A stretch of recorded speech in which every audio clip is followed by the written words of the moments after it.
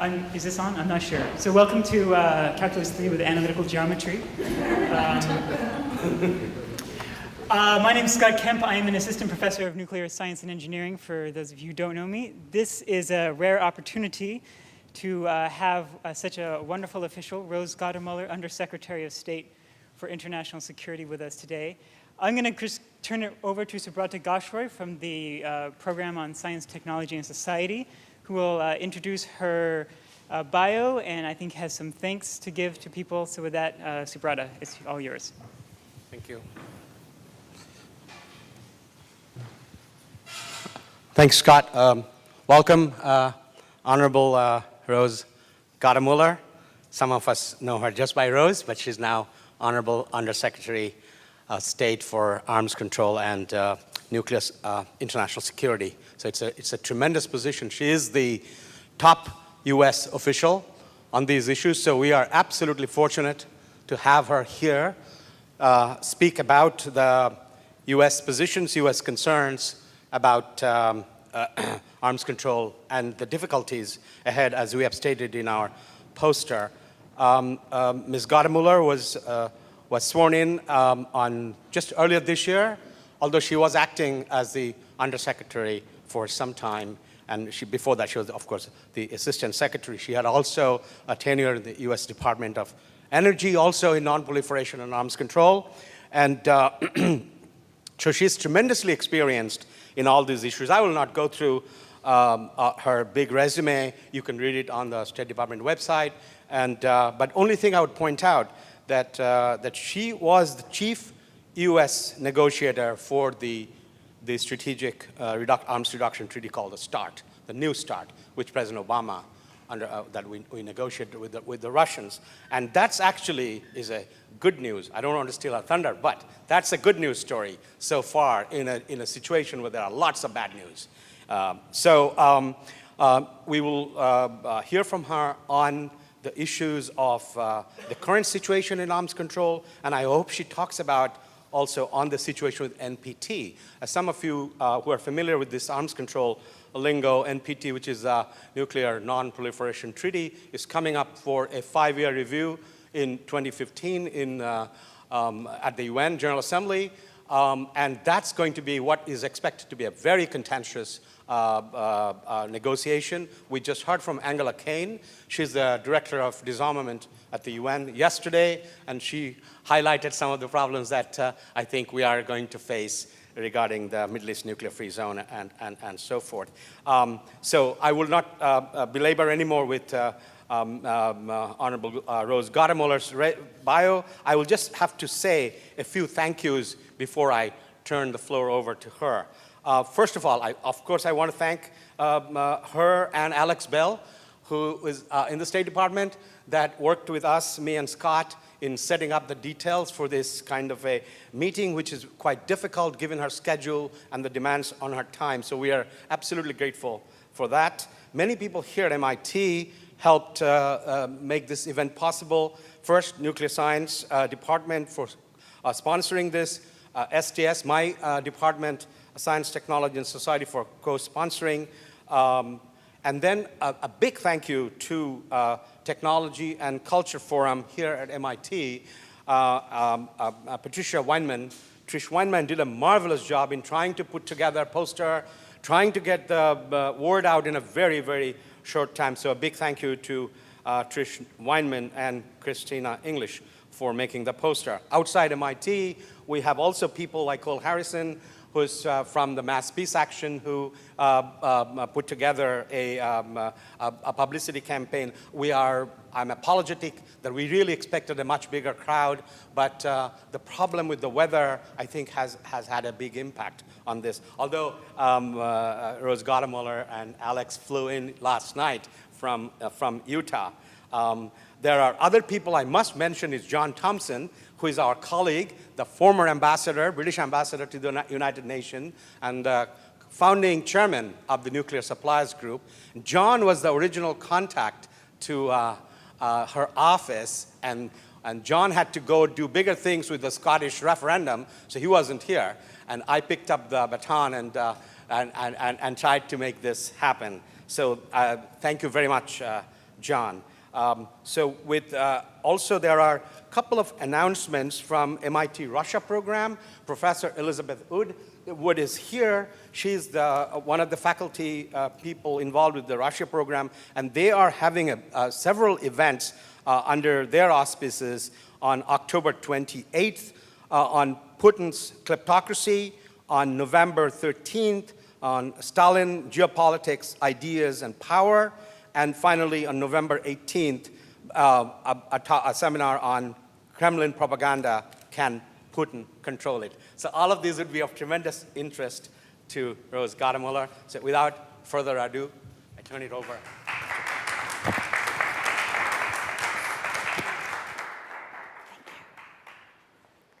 Thank you all very much, and thank you for being here today. I will say, as a first order of business, we had Karen DeWisha at the State Department a couple of weeks ago to give her presentation on Putin's kleptocracy. The book is fantastic and really quite damning, considering the other piece here, I don't know, Anna, but about propaganda.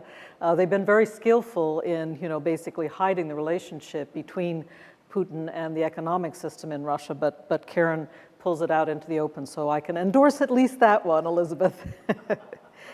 And thank you very much for the very kind introduction. It's really great to be here today. I've just come from a fascinating roundtable discussion. A number of people here in the audience were there about the application of new technologies to arms control verification and monitoring, and that for me was extraordinarily useful. So long story short, I am delighted to be here today, rain or not, seeing many old friends, Sir John Thompson among them. It's an honor you're here, sir. I'm really glad you could make it. Well, while we're gathered here today in Cambridge, the world is full of crises. We have the Ebola crisis, we have the threat of ISIL in the Middle East, we have withdrawal of our troops from Afghanistan and how that will go into the future. People don't often think about nuclear weapons. When the Cold War ended, the looming threat of nuclear war seemed to drift away for the average American. And it is a problem for me as a policymaker and for those of us who try to wrestle with the problems of nuclear disarmament and nonproliferation, because there are still thousands and thousands of nuclear weapons in the world. As I like to call it, the ash and trash of the Cold War still exists. Strategic stability is the cornerstone of American national security, but as all of you know, it is not a static state of being. Threats to strategic stability can surface quickly, and it is incumbent upon all of us to recognize these threats and to anticipate them when we can and make moves to counter them. We must be prepared for the unpredictable and constantly on the lookout so that we see threats emerging while they are still over the horizon. One threat to strategic stability has made news recently. This past summer, the Department of State delivered the annual Arms Control Compliance Report to Congress with the determination that the Russian Federation is in violation of the INF Treaty, the Intermediate Range Nuclear Forces Treaty, its obligations not to possess, produce, or flight test a ground-launched cruise missile with a range capability of 500 to 5,500 kilometers, or to produce or possess launchers of such missiles. We have been attempting to address this very serious matter with the Russian Federation. For some time, we have been working this problem, and the United States is wholly committed to the continued viability of the INF Treaty, and we are in complete compliance with it. Nevertheless, we have told our Russian colleagues that we will listen to their concerns about our INF implementation and try to resolve them. Indeed, we have been working to do so, but the Russians seem to be hearing but not listening to us. Hearing, I consider to be listening without total comprehension. We will continue to work this problem, but the Russians need to listen to our concerns, just as we are listening to theirs. It is important to continue communicating together on this serious issue. And it is indeed a very serious issue. This landmark treaty serves the mutual security interests of the parties, not only the United States and Russia, but also the 11 other states bound by its obligations. Moreover, this treaty contributes to the security of our allies and to regional security in both Europe and the Far East. There is an expert debate in Russia about its nuclear modernization programs and about the contribution that the INF Treaty makes to Russian national security. It is important for Russia to take into account that no military decisions happen in a vacuum. Actions beget actions. Our countries have been down the road of needless, costly, and destabilizing arms races before. We know where that road leads, and we are fortunate that our past leaders had the wisdom to turn away from that course of action. Let us hope that the debate in Moscow, both in and out of government, leads to a decision to return Russia to compliance with all of its international obligations. Despite our serious concerns about Russia's violation of the INF Treaty, we believe that the New START Treaty is in the national security interest of the United States and of all our allies and partners and of the international community as a whole. We also believe it is in the national security interest of Russia. And I'm happy to tell you today that the United States and Russia are continuing to implement this treaty in a businesslike and pragmatic manner, despite all of the tensions and anxieties over the severe crisis in Ukraine. Current tensions with Russia highlight the importance of the confidence provided by notifications, data exchanges, and the on-site inspections that take place under the treaty. 18 times a year, we go into Russia to inspect their strategic nuclear facilities, and they do the same to us. They come here 18 times a year. The security and predictability provided by verifiable mutual limits on strategic weapons provides not only mutual predictability, but enhances U.S.-Russian stability, especially during difficult periods such as now. With respect to future nuclear arms agreements, the United States will, of course, only pursue agreements that are in our national security interests and that of our allies. We expect that Russia will do the same. But in the course of each of us pursuing our own national goals, historically, we have been able to come to the table and develop treaties that are in our mutual interests. We have always come up with agreements that reduce nuclear threats and ensure mutual stability and predictability. And we hope to be able to do that in the future, but we do need a willing partner.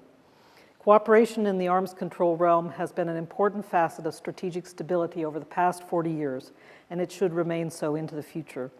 Moreover, we need nuclear cooperation with Russia and others to address new threats. First and foremost, the risk that terrorists could acquire nuclear weapons or fissile materials and make a nuclear weapon. We will continue to pursue arms control and nonproliferation tools because they are the best, and quite frankly, the only path that we can take to effectively prevent a terrorist nuclear threat and reduce nuclear dangers more broadly. In addition to working on the prevention of nuclear proliferation and nuclear terrorism, the United States has taken steps to reduce the role of nuclear weapons in our own national security strategy.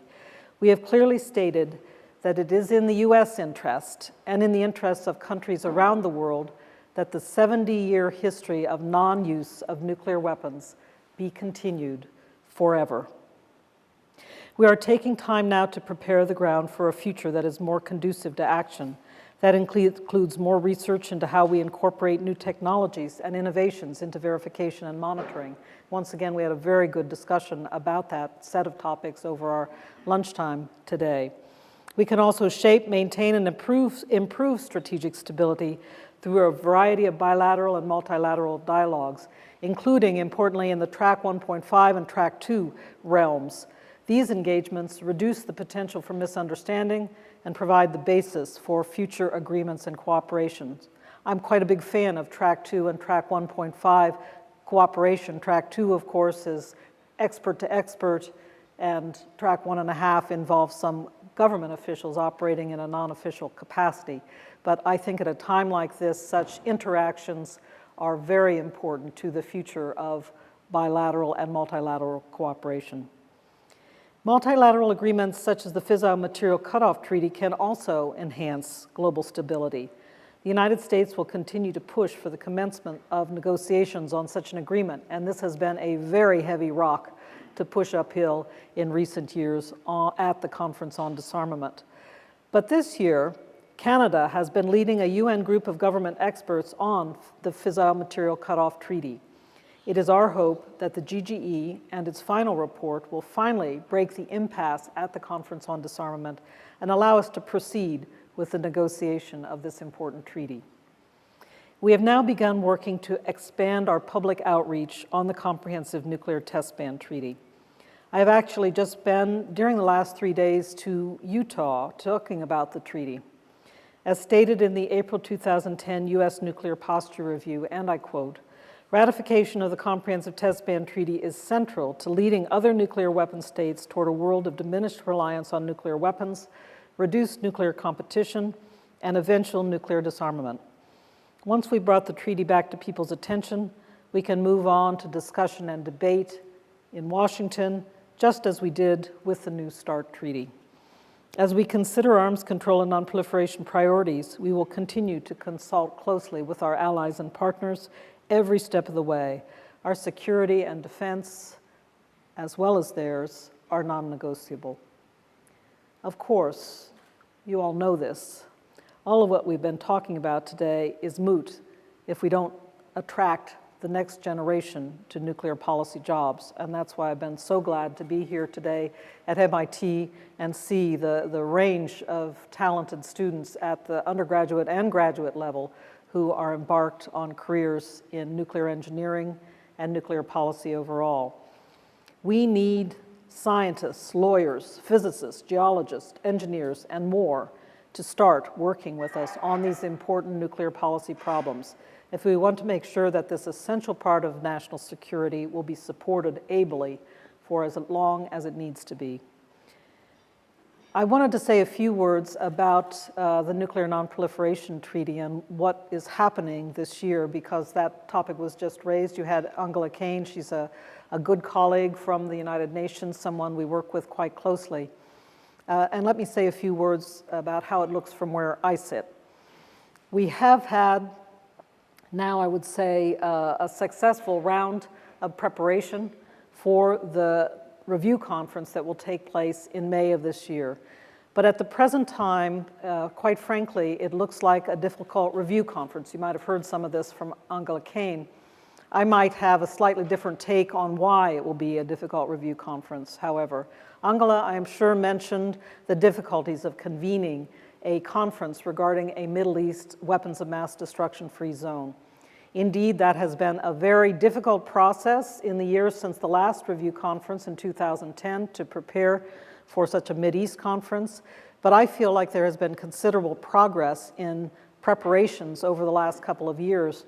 The key here is whether the Arab states will come to the table and work together with Israel to sit down with an agenda agreed in advance and have a good substantive discussion that does not disadvantage anyone at the table. And that's the core, the crux of the matter now. And I do hope that the Arab states will be willing themselves to do, I've been saying heavy lifting a couple times already today, but everything in this realm of disarmament and nonproliferation requires heavy lifting. I do hope, frankly, that the Arab states will be ready, willing, and able to do that.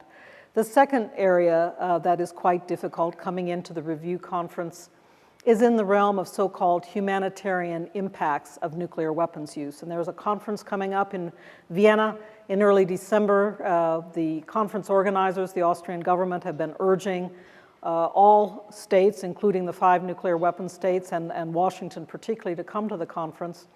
Let me just give you my take on it. No one is more aware of the humanitarian consequences of nuclear weapons use than the United States of America. As a symbol of that, I had a trip to the Marshall Islands in March of this year to commemorate with the Marshall Islanders the 60th anniversary of the Castle Bravo test. Castle Bravo test that blew apart the Bikini Atoll. And I ended up spending a lot of time on that visit meeting with Bikini Islanders who are now living essentially in internal exile on 2 different islands. I had a good chance to talk to them about the history of their experience over the past 60 years, including the impact on their health with the cancer clusters that exist there, and of course on their economic potential in the region for fisheries and other things. The second thing I did this past spring was to visit Hiroshima, the most senior U.S. official to have done so for a long period of time. For me, a very moving experience with very real interchanges with some of the Hiroshima survivors, as well as a visit to the Peace Museum there and the cenotaph. Many of you have probably been there yourselves, and it was a very moving experience as well. So both of those events clearly linked quite clearly to the United States of America. So I say the United States is among the countries who best understand the human consequences of nuclear weapons use. And by the way, one of the reasons I was in Utah was that Utah is downwind of the Nevada National Security Site, formerly known as the Nevada Test Site, and particularly in southern Utah, and I visited St. George in southern Utah. There has been enormous impacts on the health and on the environmental capacity of that region due to the impacts on ranching and farming of radioactive hotspots as a result of being downwind of the nuclear test site. So again, I think we as a country have a great case to make that we fully understand these consequences. Now the question is, shall we go, coming back to the Vienna Conference, you can tell I'm passionate about this topic. Coming back to the Vienna Conference, in Vienna, there will be a conference, which I think is an interesting idea because it has been advertised as helping to raise the level of awareness among the public internationally in these issues of the consequences of nuclear weapons use. I welcome that. I began my speech by saying that we have lost focus on this. It's not dominating the news cycle anymore. Nuclear weapons are in the past as far as they're concerned. So we do need to raise public awareness, particularly get the younger generation interested and involved. Therefore, I do support that goal for the conference. What concerns us about the conference is that there has also been an argument that it should be used as the pathway to negotiation of a ban on nuclear weapons, a convention banning nuclear weapons. And with this, we cannot agree. We believe that the pathway to pursuing a world without nuclear weapons must come through the pathway of the Non-Proliferation Treaty regime, which has proven its success over the past 50 years, in our view. And we are concerned that this notion of a ban taking place in a negotiation taking place in some different venue will in fact undermine the NPT and remove attention from the necessity of continuing with vigor to implement the action plan for the NPT implementation. So that's the second issue. Again, you may have heard from Angela about that as well. But the third issue is a more difficult issue and directly for we, the United States, in seeking, as I said, a dance partner with the Russian Federation. The Russians have told us they're done with bilateral disarmament. If you read the preparatory committee NPT speech of one of my Russian counterparts from last May, he essentially said, we have completed implementation of Article 6 of the NPT. Now is the time not to continue with bilateral arms control, but to move to a multilateral arms control negotiation involving also UK, France, and China.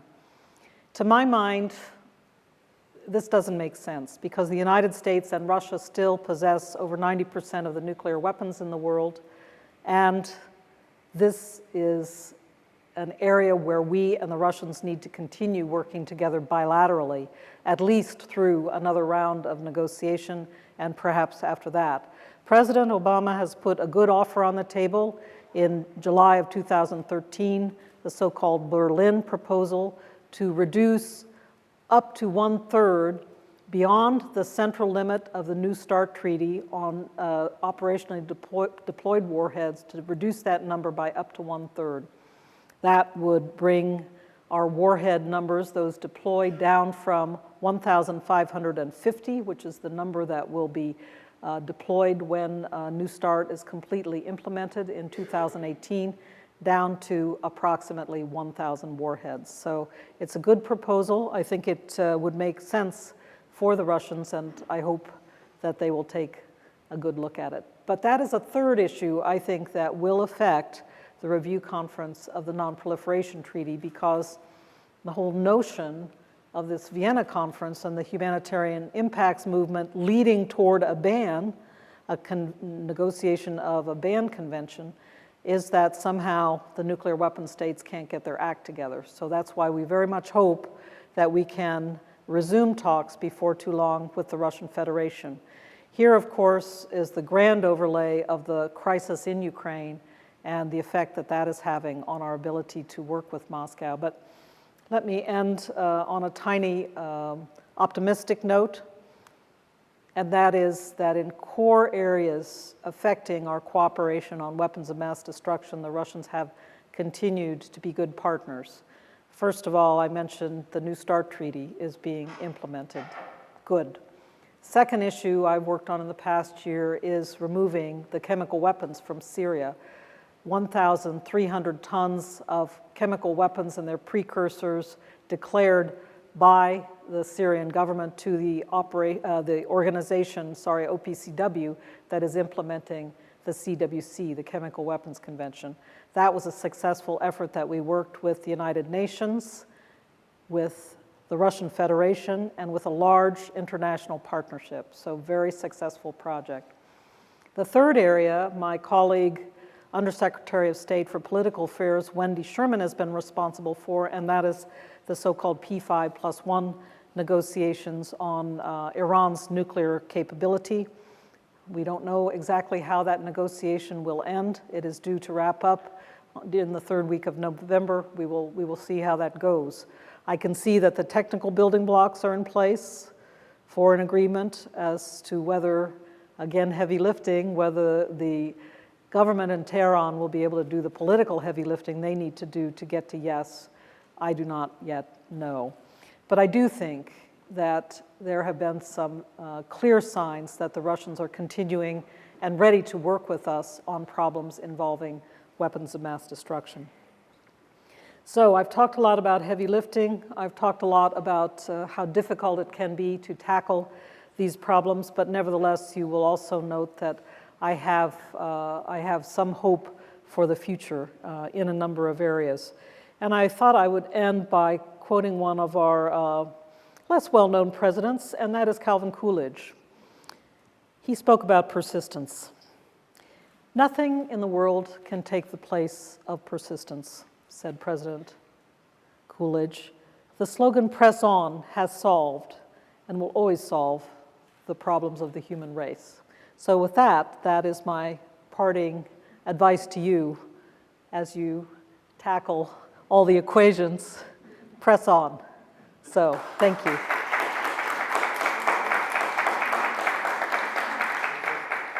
Rose, first of all, I've been asked to moderate questions, although if you prefer to take your own questions, I'm happy to take my own questions. I'll let you That's take your fine. own questions. Tell me if there's anybody I should avoid. Definitely, some people will let you know. I'm kidding, of course. Also, I just wanted to say thank you for the New START Treaty. I heard some applause earlier today, and I think all of us are big fans.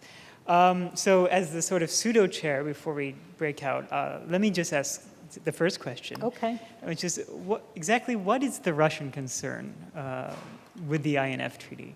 I mean, why did they pull this sort of verification stunt? It's a very good question, and it's a question we're asking ourselves every day in Washington. I see the roots stretching back quite far to the period when then Secretary of Defense Rumsfeld heard from then the Deputy Prime Minister and head of the Military Industrial Commission, Sergei Ivanov, back in 2007. They had a meeting in Moscow, and Ivanov, who is now the Chief of Staff to Vladimir Putin in the Kremlin, and they are best friends, Ivanov and Putin. So back in 2007, Ivanov said to Rumsfeld, you know, so many countries around the Eurasian periphery are building intermediate-range missiles.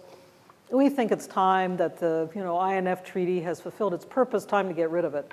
And at the time, in the end, Rumsfeld responded, yeah, no, we don't want to do that. But there was some discussion of perhaps internationalizing the treaty at that point, and indeed, Russia and the United States cooperated to field or proposed to the Conference on Disarmament a proposal in those days to internationalize the INF Treaty, recognizing this issue of missile proliferation. So I think that is it's one rationale for where they have gone with this. But I will tell you quite honestly, I mentioned the debate in Moscow, I do see a bifurcation between the military-industrial community in Moscow and Russia, who have been, I think, keen to build up this capacity again and this capability, and the uniformed military, who remember the threats from NATO of the Pershing II and Glickam deployments, the ground-launched cruise missile deployments in the 1980s. And when NATO deployed those systems, they ended up posing a very short warning attack threat to Moscow, and specifically a short warning attack threat to Soviet, in those days, strategic command and control. So the Russian uniformed military recognizes this, and the evidence I have of that is General Gerasimov, the chief of the general staff, has been quite public and outspoken, saying that the INF Treaty is in the national security interest of the Russian Federation. So I think this debate is very, it's a very deep and serious debate, and we'll see where it comes out. But we hope to continue to convince the Russians not only that we are serious about our own compliance with the treaty, but that the treaty remains in our mutual security interest and the interests of our allies and partners across Eurasia. So we will continue to make that argument. There will be a continuing course of quiet diplomacy in this area, and we will see where it goes. Do I understand correctly that the reason that intermediate-range missiles are such a problem? Do I understand correctly that the reason intermediate-range missiles are such a problem is because of the short warning times, and hence Correct. the riskiness of a combined system where Correct. such weapons are, Yeah, and of course it depends exactly where they are deployed, but it cuts in half approximately the amount of warning time you have compared with an intercontinental missile, where you may have, say, 25 minutes of warning time. It cuts that warning time approximately in half. I don't want to put any precise numbers out there, but it does represent a real shortening of warning time, tactical warning time. Elizabeth. Yeah, I have a question about this summer's decision to present the report saying that they were in violation of the treaty.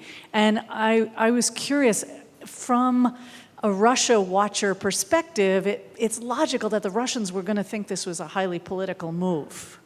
Do you know how this came about, that it was this summer that they made that decision, that the arms control compliance had that been in the pipeline for a long time and it happened to be this summer, or what's the background? I'm just curious. Sure. And how are the Russians reacting? I mean, they must be convinced, since there's a tendency over there. And I'm also curious to what extent you're seeing on the ground that sort of rampant anti-Americanism that we're seeing in the political sphere. Mm-hmm. I was very interested to hear that you're saying people are being very professional, and I think that's fantastic.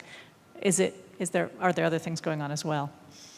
Definitely, and in my own experience, it depends on counterparts, and it depends on setting.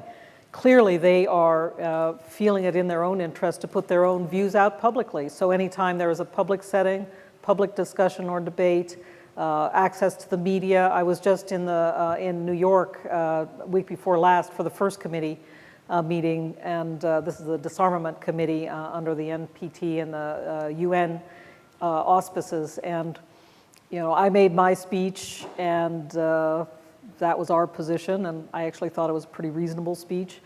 But I did mention our concern about this INF compliance issue, and it's very interesting. If you want to see how the Russians are reacting, I didn't like the speech very much, but if you want to see how they're reacting, I can commend to you the speech that my counterpart, Mikhail Ulyanov, made the next day, presenting the Russian position on this and bashing us very hard. So they're, in a public setting, boom, boom, boom. It's a fisticuffs, no question about it. So that is one point. On the compliance report, I can talk about this ad nauseum, if you like, and in detail, because I am responsible for the compliance report. It is part of the responsibilities of the so-called T family of bureaus, including the Arms Control Verification and Compliance Bureau, that has been over the last years been turning out the compliance report on an annual basis. It is due in mid-April, but over the last couple of years we have not, and in fact since the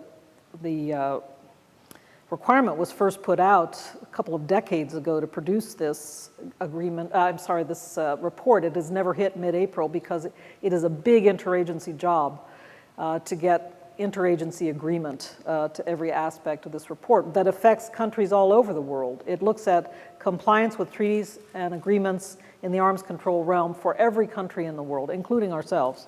So as a result, it's a lot of work to get the thing out, and over the last, can tell you quite clearly, it's come out in July every year over the past couple of years. And I tried to say to the Russians, look at the history. You know, we did not time this, especially this time, because of any political activity, any serious event that took place, although we're very concerned about Ukraine, but it was not, we said, linked to the Ukraine crisis. Well, of course, they were having none of that.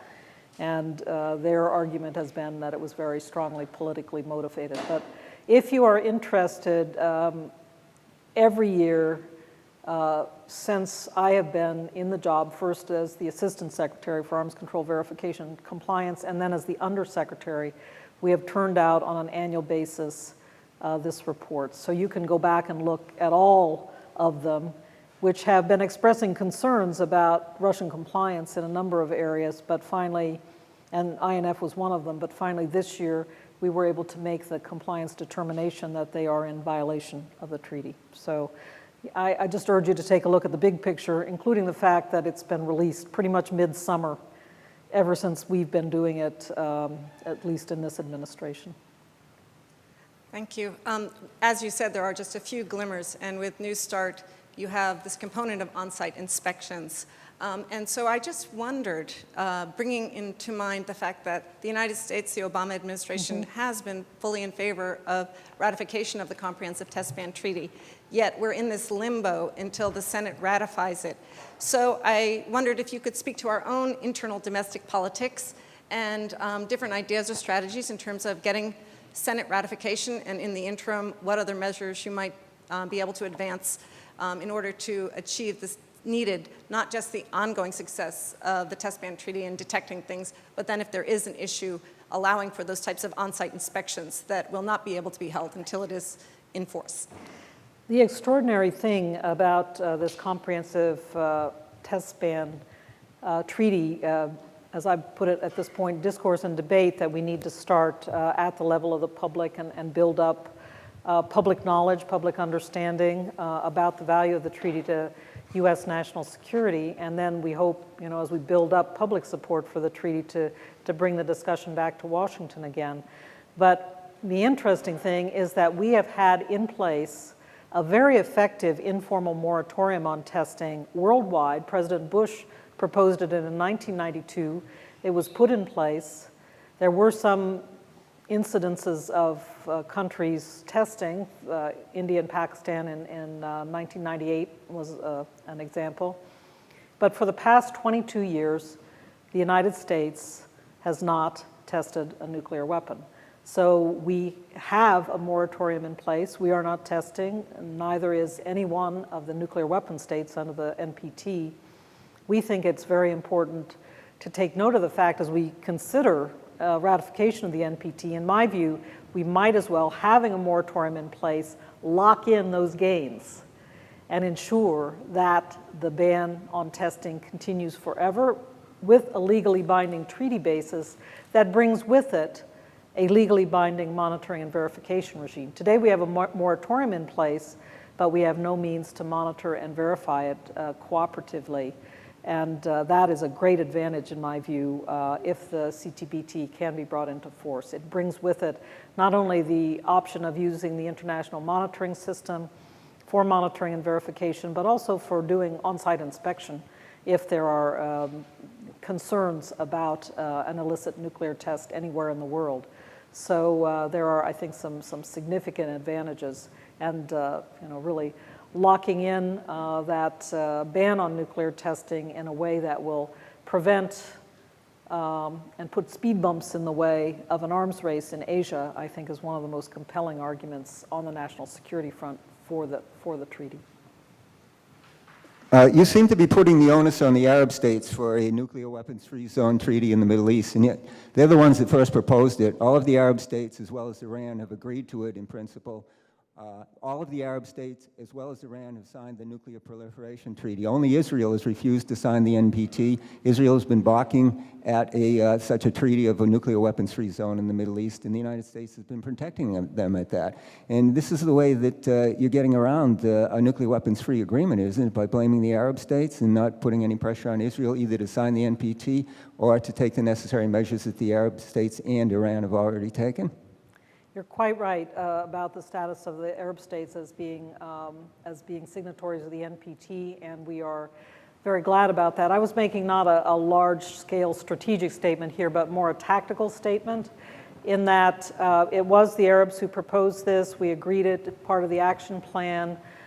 Frankly, it was difficult to bring Israel along on this over a period of time, but they have engaged well in the preparatory process, and for that matter, so have the Arab states as well as Iran. Although Iran, frankly, has been less present than the Arab states, I don't know why exactly, but I think that they have been perhaps preoccupied with the P5+1 negotiations. So long story short, we had a good preparatory process, went on for about 18 months, good progress was made, moving toward the table for the conference. And then for some reason in the last 6-8 months, suddenly there's been a kind of a braking mechanism applying on the Arab readiness to move forward with the preparatory process. I don't know exactly why that is, but I nevertheless hope that we can get back to the table, complete the preparations. My view is there is no reason why we should not be able to hold this conference before the NPT review conference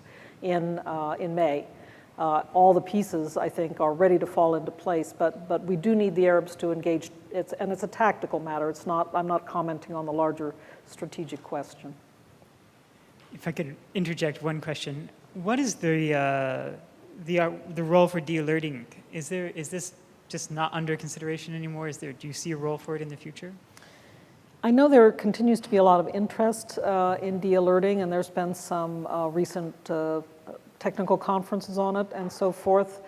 I'm a great one for keeping my eye on the prize, and to my mind, the greatest prize at the present time is if we can get the Russians to pick up the Berlin proposal. I think we could negotiate that rather quickly because we have the superstructure of the New START treaty in place, and it would just call for lowering the 3 central limits of the New START treaty in proportion to what the president said, an up to 1/3 reduction in operationally deployed warheads implies also a reduction in delivery vehicles and deployed and non-deployed launchers. So if we can accomplish that goal, I think that will really be a significant contribution to the disarmament agenda, and I see it very much, again, in our mutual interest, both the Russians and the Americans. So I'm a great one for keeping my eye on the prize. I think, people should continue to do work on the de-alerting topic, but I really want to see if we can drive forward with another reduction agreement. Cole Harrison, Masterpiece Action. Back to the Mideast Zone question. I thought that conference was supposed to be convened in 2012, and I thought the U.S. was one of 3 parties that had taken responsibility to do so.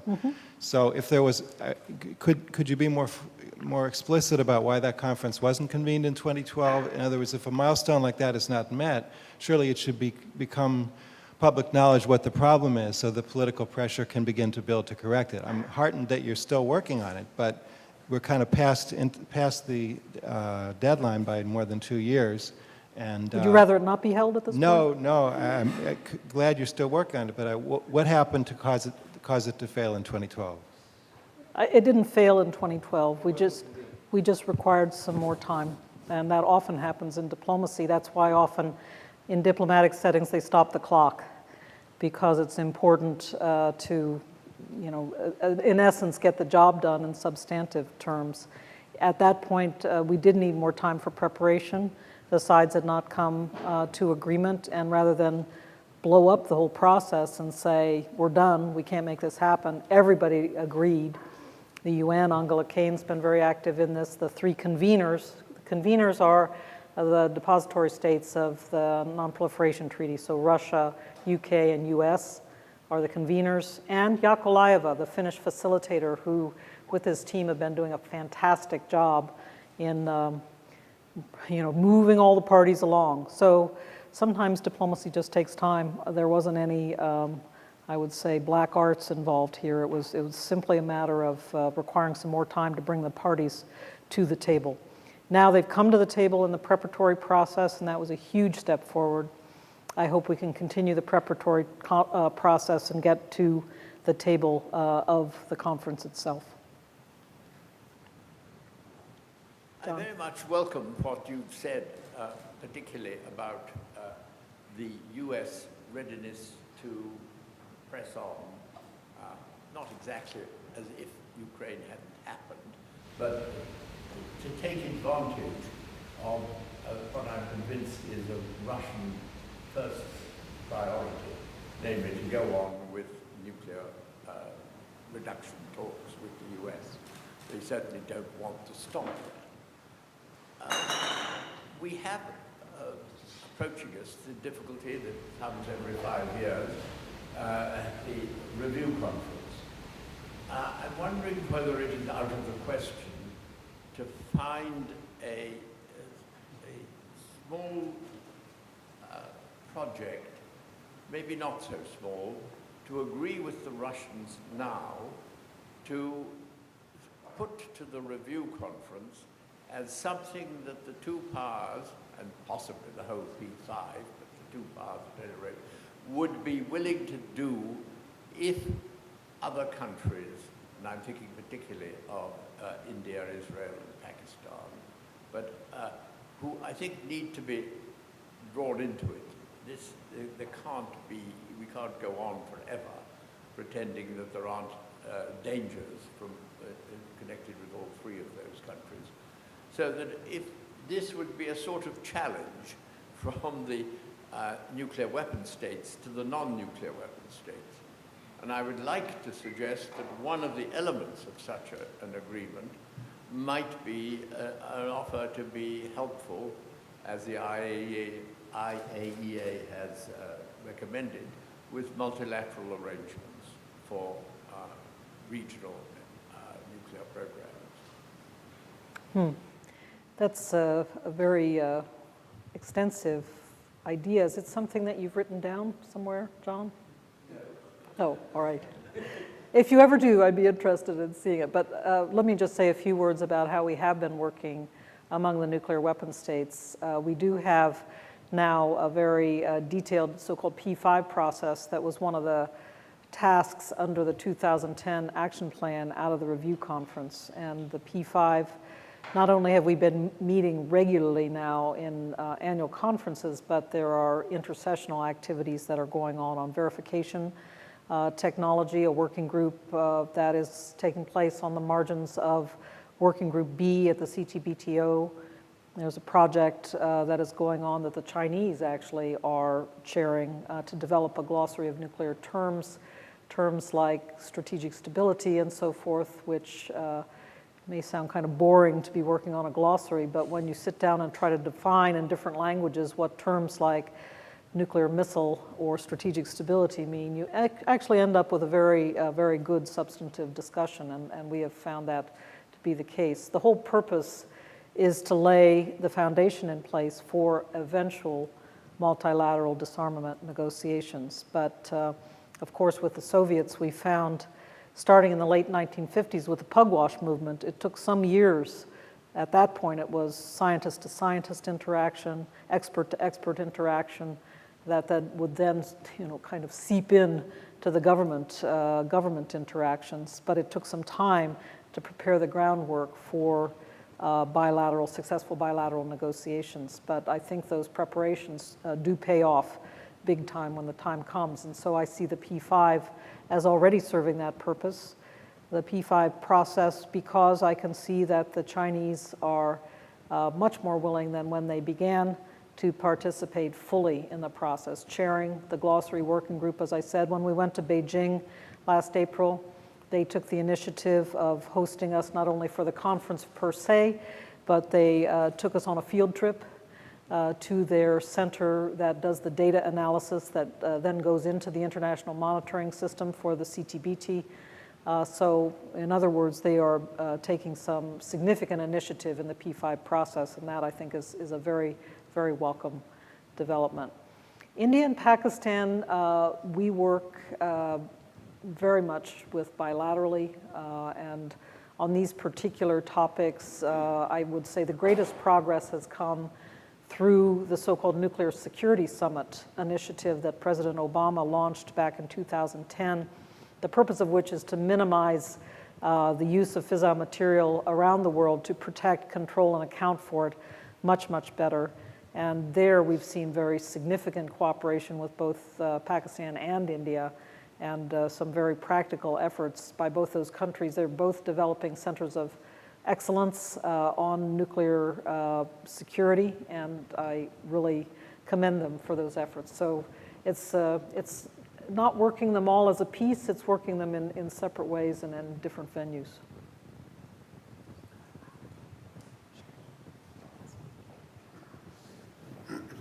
My name is Gunther Mueller at Mass Peace Action.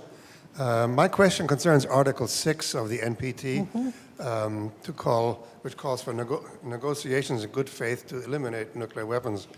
Now, my understanding is those countries have not yet had their first meeting to discuss this, and it's been 44 years.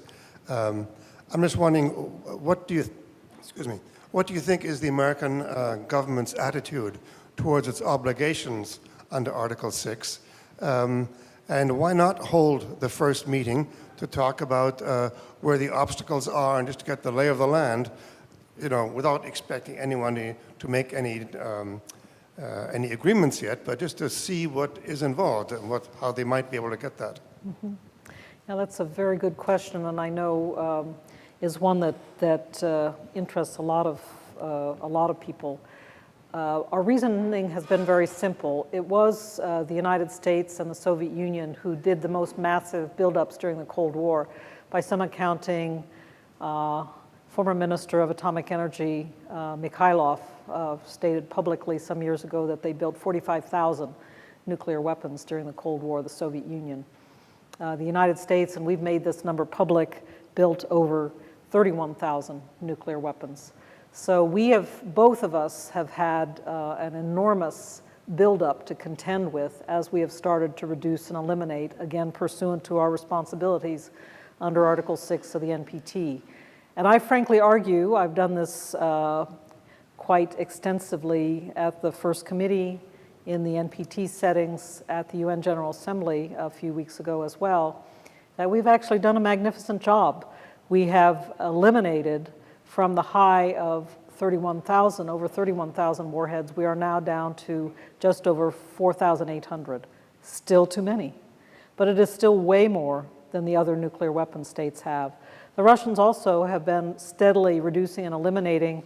If you're acquainted with the so-called HU purchase agreement, you know that we worked with the Russians as they eliminated the equivalent of 20,000 nuclear warheads over the last 20 years. We worked with them as they took the HEU out of those warheads, they downblended it to low enriched uranium, shipped it to the United States, we purchased it, fabricated that LEU into power plant fuel, and today 10% of the electricity in this country is generated by LEU coming out of former Soviet weapons. So that was quite an impressive swords into plowshares program that was associated not with a negotiating table per se, but with a commercial deal.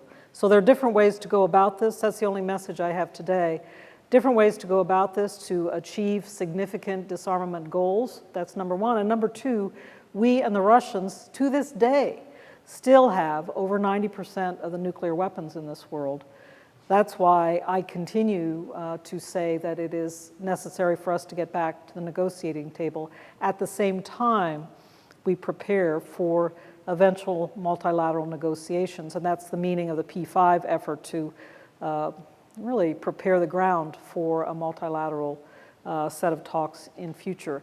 I don't even, as a negotiator, I don't even see at the moment how we would structure a negotiation when the numbers are so disparate. US and Russian numbers are so much higher than China, UK, France, and others. So that's, that is my firmly held view on this. But it's not that we do not engage the other nuclear weapon states on this matter. It's when is it timely to begin an actual reduction negotiation that involves them. And to my mind, we still have a lot of work to do bilaterally with the Russians. So please.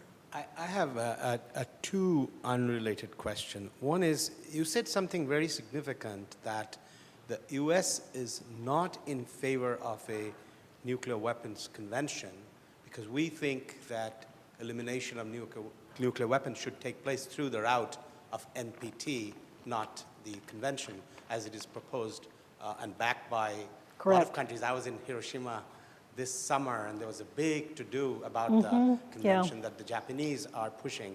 So maybe you can elaborate a little bit on that. And then a question on Russia-US arms control.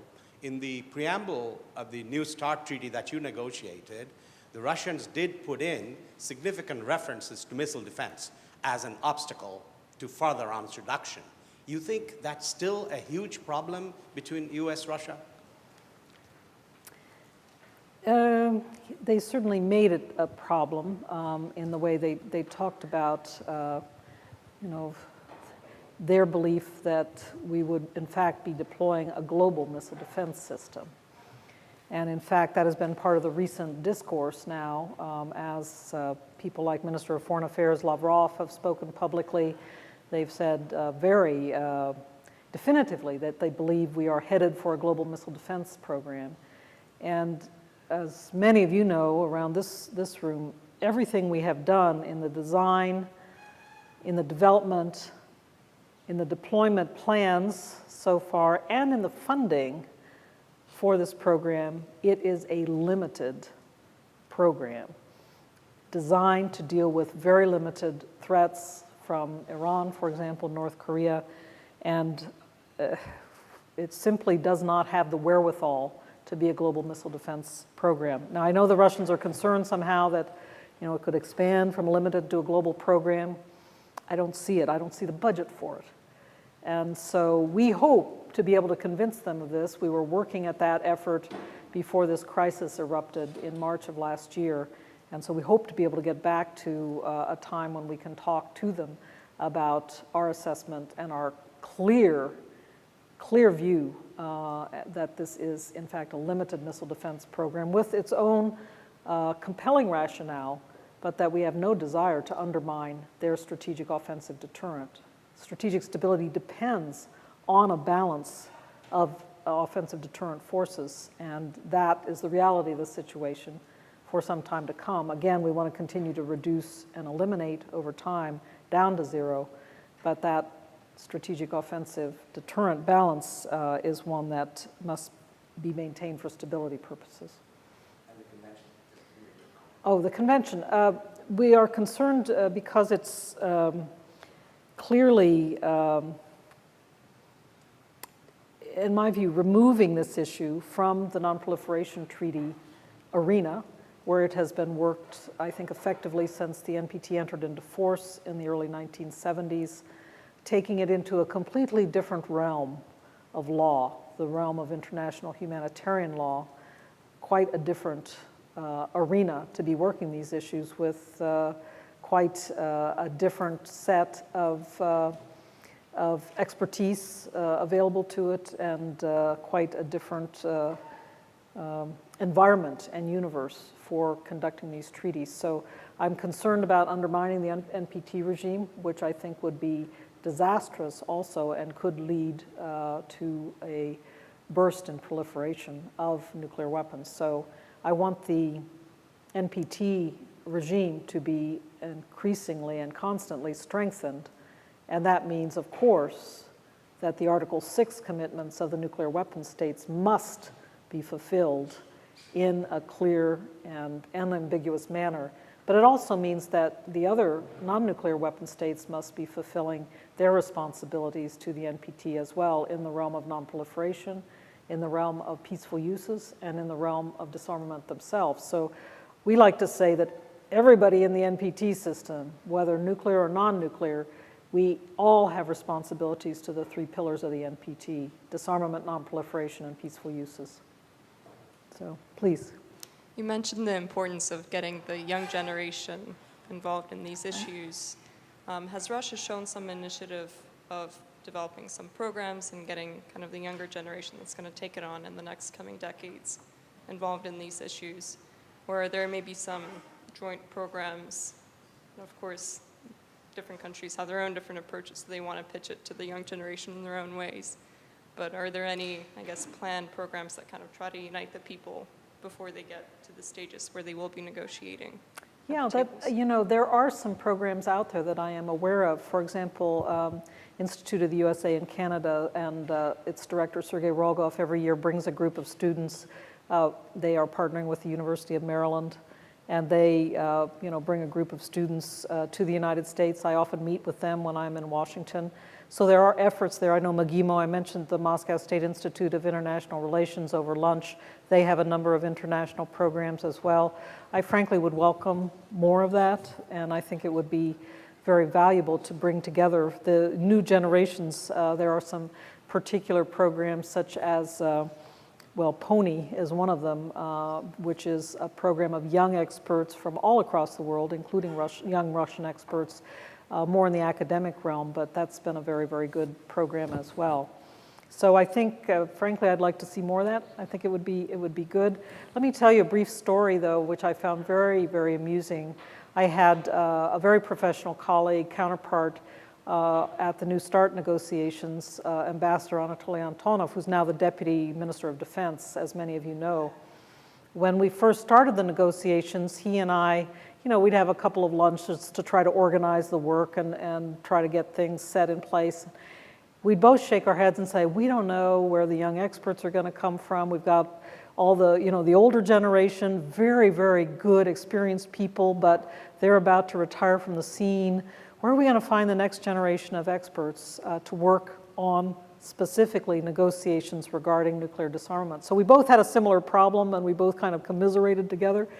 By the end of the negotiations, both of us, again, had the same reaction. We said, wow, there were a lot of young, talented people from each government who came forward to participate on the delegations from the different ministries, whether Ministry of Foreign Affairs or Defense, in our case, State and Defense, whether from in our case, the Energy Department. These young people came forward, most of them technical. Many of them had been inspectors under the START Treaty, or they were weapon systems operators. They had been out in the field as strategic rocket forces people, or in our case, of course, Air Force, Navy. And they came to Geneva not as diplomats, but as technical experts. But in a big negotiation like that, everybody gets thrown into the fray, because you split off in working groups to solve particular problems. Something's come up in the verification regime. We need to work out this detail of on-site inspection. Okay, let's form a working group. You go off and do it. And these young people responded so well to the challenge. They came to Geneva, both of us felt, both Anatoly and I felt, they came to Geneva as technical experts and they left as young diplomats. It was just really impressive to see. So I have a certain respect too for organic processes, throwing people into the swimming pool and seeing if they can swim. And in this case, I think it worked very well. So when people ask me, I always talk about the need for the next generation, and I feel strongly about proper education and training and opportunities for the next generation in practical policy terms. That's why I'm a big supporter of internship programs in Washington. And by the way, for those of you around the room interested in State Department internships, this is a good time to be looking at the state.gov website in preparation for next summer, because we love to have interns from MIT join us in our programs in Washington.